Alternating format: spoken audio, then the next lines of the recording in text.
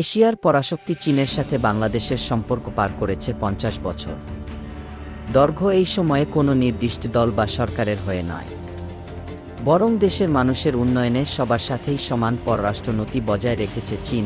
সামরিক সরঞ্জাম ছাড়াও এবার বাংলাদেশকে মহামূল্যবান সামরিক প্রযুক্তিও হস্তান্তর করেছে শি জিনপিং এর দেশটি।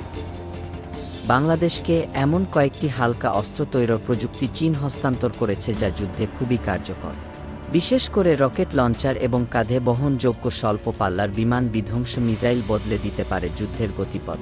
আমেরিকার সরবরাহ করা এ ধরনের অস্ত্র দিয়ে যুদ্ধের প্রথম দিকে ইউক্রেনের সেনারা রুশ বাহিনীর অগ্রযাত্রা আটকে দিয়েছিল।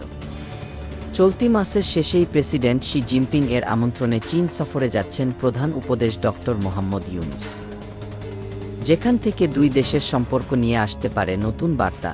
বাংলাদেশকে বিভিন্ন ধরনের সামরিক প্রযুক্তি হস্তান্তর করেছে চীন।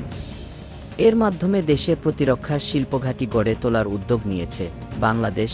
চীনের রাষ্ট্রদূত ইয়া ও ওয়েনের উপস্থিতিতে প্রকাশিত national image of China in Bangladesh শীর্ষক এক গবেষণাপত্রে এই তথ্য উঠে এসেছে।